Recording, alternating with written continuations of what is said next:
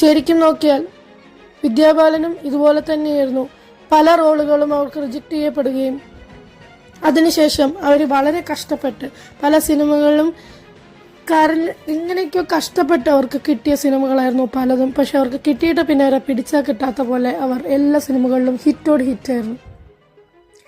ഈ സിനിമയ്ക്കകത്ത് ഇമ്രാൻ ഹാഷ്മിനെയും സൂര്യകാന്ത് എന്ന് പറഞ്ഞിട്ട് റോൾ ചെയ്യുന്ന നസറുദ്ദീൻ ഷാഹിൻ്റെയൊക്കെ റോളിനെ എല്ലാവരും ഒരുപാട് കോൺട്രവേഴ്സീസ് ഉണ്ടാക്കി. അന്ന് വലിയൊരു പ്രശ്നമായിരുന്നു ഈ സിനിമ ഇറങ്ങിയ സമയത്ത്. ശരിക്കും ഈ സിനിമയ്ക്കകത്ത് പലവരും എഴുതി കുറിച്ചിരുന്നു ഇമ്രാൻ ഹാഷ്മി ശരിക്കും മഹേഷ് ഭട്ട് ആയിരുന്നു എന്നും ബാലു മഹേന്ദ്ര ആയിരുന്നു എന്നും ഒക്കെ. എന്നാൽ സൂര്യകാന്തിൻ്റെ ആയിരുന്നു വലിയ ലഹളകൾ സൃഷ്ടിച്ചത്. രജനീകാന്തുമായി സാമ്യമുണ്ടായിരുന്നു ആ ക്യാരക്ടറിന് എന്ന് പലവരും പറഞ്ഞിട്ടുണ്ടായിരുന്നു.